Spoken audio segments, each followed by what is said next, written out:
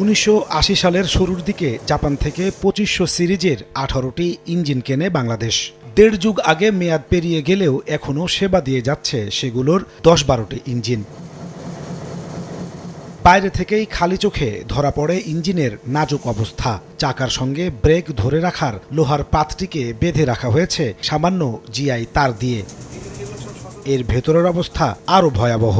অকেজো ইঞ্জিনটির 3টি ব্রেকের 2টিই কাজ করে না কোনো ইলেকট্রিক ডিভাইস। সবকিছু নাই, যেমন উইন্ডো ওয়েপার থাকলেও কাজ করে না সঠিকভাবে, অনেকগুলিতে নাই। গ্লাসগুলো গোলা থাকে, রাবার থাকে না। জিপিএস যে সিস্টেমগুলি আছে, আপনার স্পিডোমিটার, এগুলি ইনঅ্যাক্টিভ। চালকরা বলছেন এসব ইঞ্জিনে তারাই অনিরাপদ। প্রতিনিয়ত ঘটছে দুর্ঘটনা। সহজে আপনার এই গাড়ি দাঁড় করানো যায় না, ব্রেক সঠিকভাবে কাজ করে না। কমলাপুর লোকোশেডের মেকানিকরা বলছেন রেলবহরে যুক্ত আছে পাকিস্তান আমলের ইঞ্জিন। বেশিরভাগেরই মেয়াদ পেরিয়ে গেছে বহুকাল আগে। এখন আর মেরামতের যন্ত্রাংশও পাওয়া যায় না এসব ইঞ্জিনের। গত 15 বছরে রেলের উন্নয়নে 1.5 লাখ কোটি টাকা খরচ হলেও কাটেনি ইঞ্জিন সংকট।